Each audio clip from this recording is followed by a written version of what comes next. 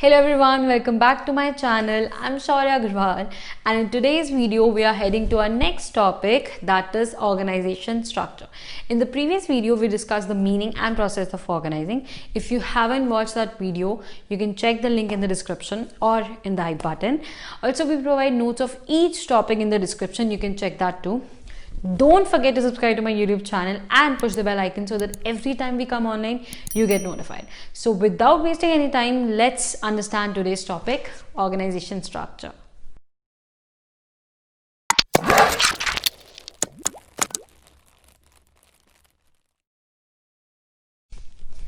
चलो फिर आज का टॉपिक समझते हैं जो है ऑर्गेनाइजेशन स्ट्रक्चर। इसको एक एग्जांपल से समझेंगे, फिर इसको रीड करेंगे, आपको इजीली समझ आ जाएगा। तो एग्जांपल ये है, सपोज मेरा एक छोटा सा जनरल स्टोर है जहाँ पे मैं काम कर रही हूँ, खुद काम कर रही हूँ, तो मुझे वर्क डिवाइड करने की भी जरूरत नहीं पड़ती। मुझे पता है क्या काम करना है, कैसे करना है और मैं करती हूँ। पर थोड़ी देर बाद मैंने सोचा कि यार अब टाइम आ गया अपने बिजनेस को ना एक्सपैंड करने का। तो मैंने क्या किया, न्यू वेराइटीज़ ऑफ प्रोडक्ट्स को अपनी ही स्टोर में इंट्रोड्यूस किया। उसकी वजह से वर्कलोड जो था वो बढ़ गया था। फिर मेरे को लगा यार अपना 2 पर्सन्स हायर करने पड़ेंगे जो थोड़ा बहुत काम करें, क्योंकि मुझसे इतना काम हैंडल नहीं हो रहा। तो मैंने 2 पर्सन्स हायर किए, ए और बी हायर किया। ठीक है, अब उनका काम क्या था, वो लोग कस्टमर्स को हैंडल करेंगे और मैं कैश काउंटर में बैठ के आराम से बिल काटती थी। उसके बाद फिर मैंने देखा कि यार अब थोड़ा और बिजनेस एक्सपैंड करते हैं, एक काम करते हैं, फर्स्ट फ्लोर पे भी ना काम स्टार्ट कर देते हैं। तो फर्स्ट फ्लोर पे भी मैंने स्टार्ट कर दिया। अब फर्स्ट फ्लोर को हैंडल करने के लिए मुझे 2 लोगों की और ज़रूरत पड़ गई। तो ए भी तो ऑलरेडी थे ही, तो सी डी भी मैंने हायर कर लिए, जो ऊपर वाले फ्लोर को हैंडल करेंगे, ऊपर वाले जो भी काम था वो सब हैंडल करेंगे। कैश काउंटर में मैं थी। फिर धीरे करके मुझे लगा यार अब काम मेरे लिए ज़्यादा हो रहा है, मैं एक पर्सन और हायर कर लेती हूँ जो कैश काउंटर बैठेगा। तो मैंने ई को भी हायर कर लिया। अब फिर मैं सोचती हूँ यार इन 5 लोगों को भी मैनेज करने के लिए मुझे एक सुपरवाइजर की जरूरत है। तो मैं एफ भी हायर कर लेती हूँ जो इन 5 को सुपरवाइज करेगा। तो देख रही हूँ ये क्या कर रहे हैं, मैंने एक स्ट्रक्चर क्रिएट कर दिया कि एफ उन 5 को सुपरवाइज करेगा, वो 5 का ये काम है, एफ का ये काम है, उनकी ये रिस्पॉन्सिबिलिटी है, ये अथॉरिटी है। ठीक है, सारी ड्यूटीज असाइन कर दी। तो ये मैं क्या किया, ये मैंने एक ऑर्गेनाइजिंग प्रोसेस किया, राइट। मैंने ऑर्गेनाइज किया इन सब चीज़ों को कि लोगों के बीच में, मेरे काम के बीच में, मेरे रिसोर्सेज के बीच में क्या रिलेशनशिप है, ये डिफाइन कर दिया। लेकिन इसका जो आउटकम आया, ये ऑर्गेनाइजिंग करने का जो आउटकम आया, वो आया मेरा ऑर्गेनाइजेशन स्ट्रक्चर। एक स्ट्रक्चर क्रिएट हो गया कि मैं ऑर्डर्स दूंगी सुपरवाइजर्स को, सुपरवाइजर्स ऑर्डर्स देंगे बाकी 5 को। ये एक स्ट्रक्चर क्रिएट हो गया, बाकी सबकी क्या रिस्पॉन्सिबिलिटी है, ये सब चीज़ें। तो ये क्या हुआ, मेरा ऑर्गेनाइजिंग स्ट्रक्चर, ऑर्गेनाइजेशन स्ट्रक्चर। तो ऑर्गेनाइजेशन स्ट्रक्चर क्या है, ये बेसिकली एक फ्रेमवर्क है, या फिर कह सकते हैं एक ढांचा है, या फिर एक फॉर्मेशन है मेरी ऑर्गेनाइजेशन की, जिसपे मैनेजरियल और ऑपरेशनल टास्क हम परफॉर्म करते हैं। मैनेजरियल टास्क किसने परफॉर्म किया, जो मेरा सुपरवाइजर था, लोअर लेवल मैनेजर, उसने सुपरवाइज किया, तो मैनेजरियल टास्क भी परफॉर्म हो रहे हैं। ऑपरेशनल टास्क कौन परफॉर्म कर रहे हैं, जो उनके अंदर 5 वर्कर्स हैं वो भी जो काम करें, वो ऑपरेशनल वर्क हो गया। तो क्या है organisation structure, basically it is a framework within which managerial and operating tasks are performed. ठीक है, अब मैंने बोला कि ऑर्गेनाइजिंग प्रोसेस के दौरान ये जो आउटकम आया, जो रिजल्ट आया, वो था मेरा ऑर्गेनाइजेशन स्ट्रक्चर। तो organisation structure is the outcome of the organising process. It specifies the relationship between people, work and resources. It is obvious. अब जरूरत क्यों पड़ी ये ऑर्गेनाइजेशन स्ट्रक्चर की क्रिएट करने की जरूरत क्यों पड़ी? क्वेश्चन इज दिस, जब मैं अकेले काम कर रही थी तब कोई स्ट्रक्चर क्रिएटेड था क्या? नहीं था। मैं अकेले काम कर रही हूँ, मैं खुद को ऑर्डर दे रही हूँ, खुद से ऑर्डर ले रही हूँ, खुद काम कर रही हूँ, वर्क सारा मैं कर रही हूँ, मुझे वर्क डिवाइड करने की भी जरूरत नहीं पड़ी। ये ऑर्गेनाइजेशन स्ट्रक्चर की जरूरत ही तब पड़ती है जब मेरा ऑर्गेनाइजेशन ग्रो करता है, साइज में एक्सपैंड करता है या और कॉम्प्लेक्स हो जाता है। तो the need for an adequate organization structure is felt by an organization whenever it grows in size and becomes complex. तभी इसकी जरूरत पड़ती है। तो एक ऑर्गेनाइजेशन स्ट्रक्चर जो है ना, वो बड़ा इंपॉर्टेंट है, क्योंकि उसी के बेसिस पे हमारी ऑर्गेनाइजेशन की प्रॉस्पेरिटी और ग्रोथ डिपेंड करती है। अब सपोज मेरा ये स्ट्रक्चर क्रिएट नहीं होता प्रॉपर्ली, मैं एक सुपरवाइजर्स नहीं हायर कर पाती, या फर्स्ट फ्लोर पे मैं नहीं हायर करती किसी को, तो काम मैं अच्छे से नहीं डिवाइड कर पाती, किसी को पे ज़्यादा बर्डन पड़ जाता, किसी पे नहीं होता। तो ऑर्गेनाइजेशन स्ट्रक्चर क्रिएट करना इज इम्पॉर्टेंट। अब हम पढ़ेंगे ऑर्गेनाइजेशन स्ट्रक्चर के टाइप्स। तो 2 टाइप्स हैं, one is functional structure and the other one is divisional structure. जब हमने ऑर्गेनाइजिंग का प्रोसेस किया था तो उसमें हमने पढ़ा था कि क्या करते हैं कि जितना भी काम है ऑर्गेनाइजेशन में उसको छोटी छोटी जॉब्स में डिवाइड कर देते हैं और जो भी सिमिलर नेचर वाली जॉब्स होंगी उनको क्लब कर देते हैं और एक डिपार्टमेंट क्रिएट कर देते हैं, राइट। जब हम डिपार्टमेंट क्रिएट कर रहे हैं उसको हम क्या बोलते हैं, डिपार्टमेंटलाइजेशन, है ना।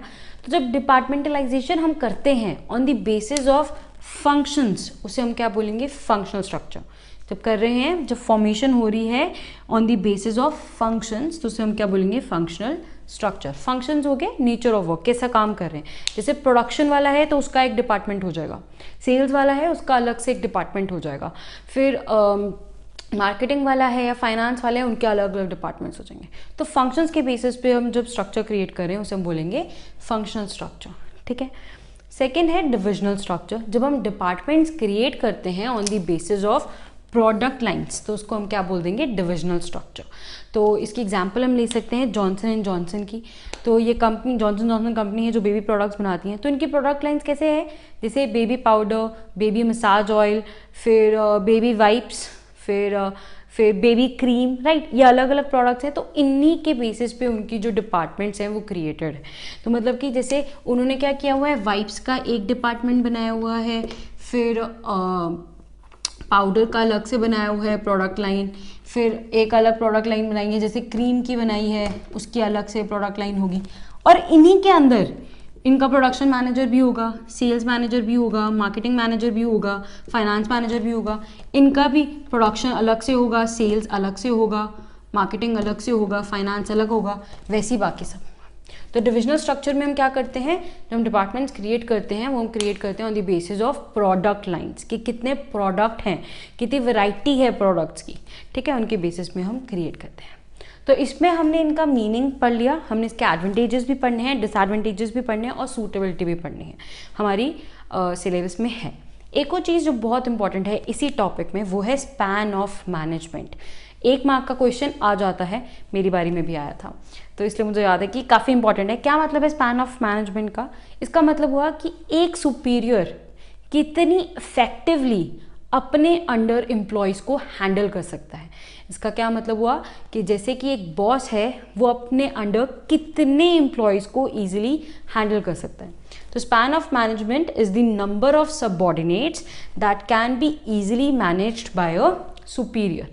तो स्पैन ऑफ मैनेजमेंट जो है वो क्यों इंपॉर्टेंट है, क्योंकि इसके बेसिस पे मेरा ऑर्गेनाइजेशन स्ट्रक्चर जो है वो डिपेंड करता है। कैसे, फॉर एग्जाम्पल जैसे मेरी जो सुपर स्टोर था उसमें सिर्फ 5 ही एम्प्लॉयज़ थी, इसलिए मैंने उनके ऊपर सिर्फ एक सुपरवाइजर रखा। अब सपोज मेरी ऑर्गेनाइजेशन में 100 एम्प्लॉयज़ होते तो क्या एक सुपरवाइजर ईजिली इफेक्टिवली उनको मैनेज कर सकता था?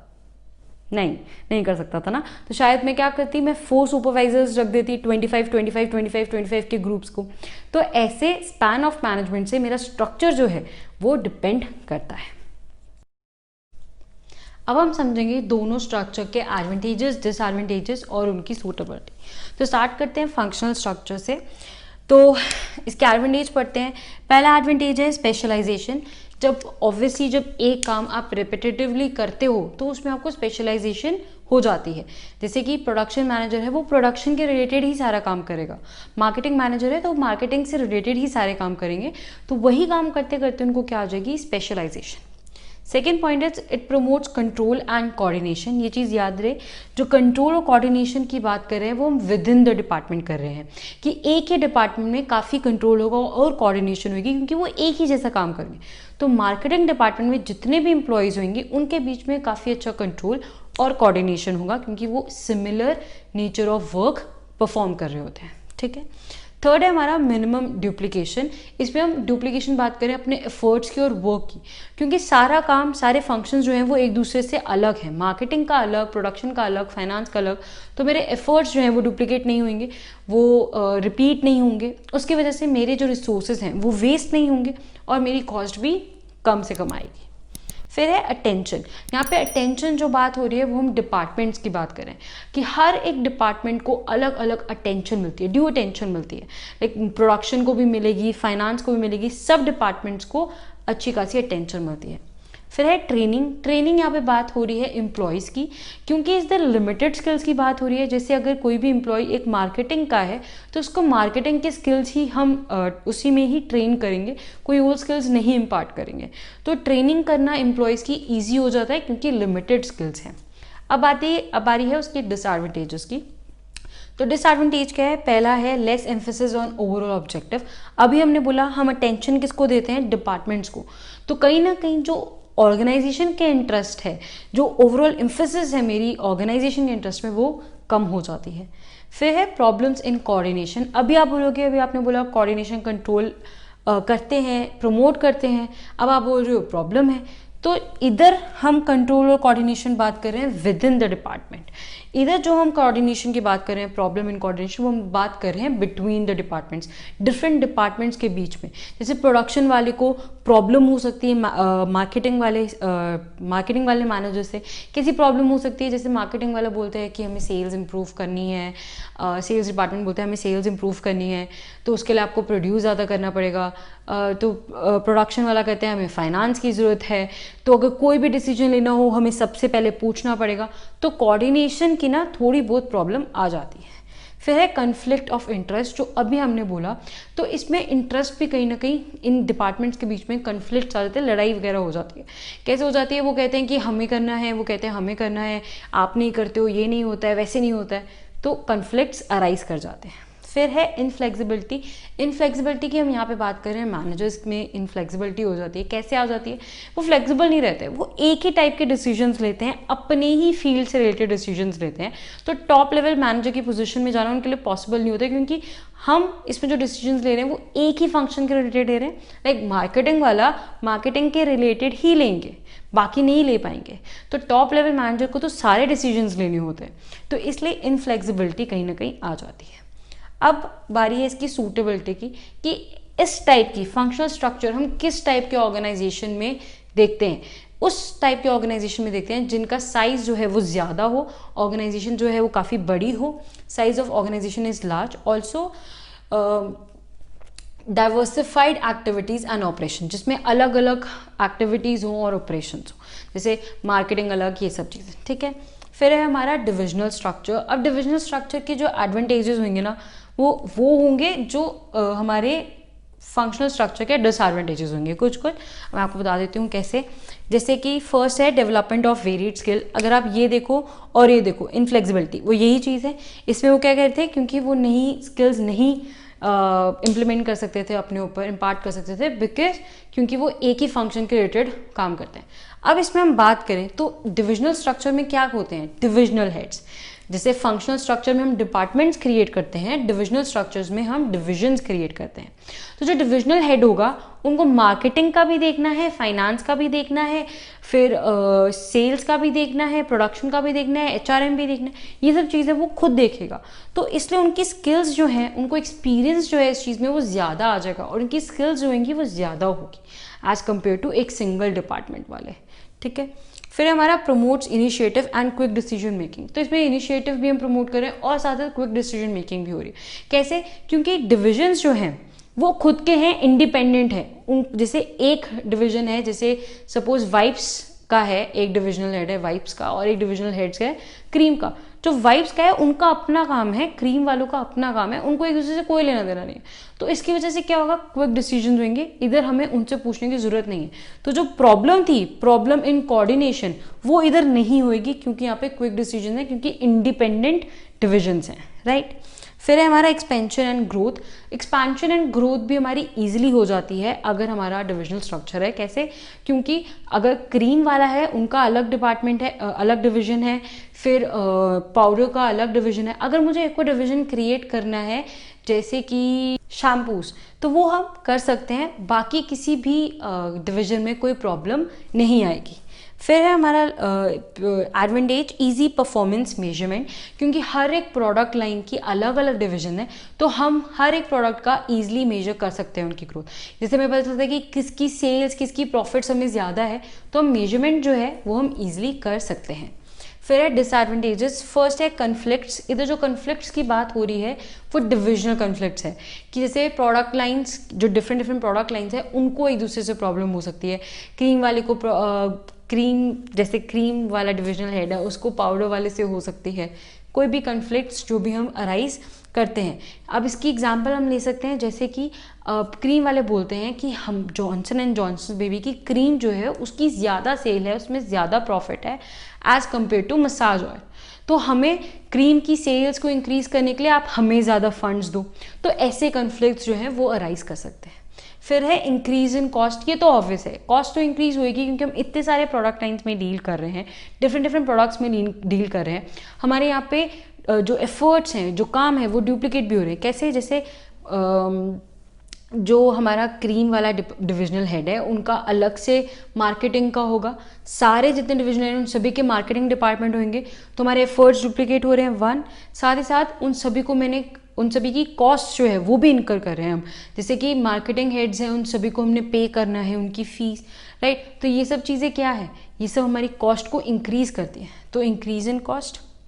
लास्ट है हमारा ignorance of organisation interest. Divisional heads अपने ही डिविजन्स को, अपने ही प्रोडक्ट लाइन को ज़्यादा महत्व देते हैं as compare to the organisation interest. तो कहीं ना कहीं जो मेरी ऑर्गेनाइजेशन की इंटरेस्ट है वो इग्नोर हो जाती है। तो ये जो है डिविजनल स्ट्रक्चर वो कहाँ पे सूटेबल है? ऑब्वियसली जहाँ पे डाइवर्सिफाइड प्रोडक्ट्स हों।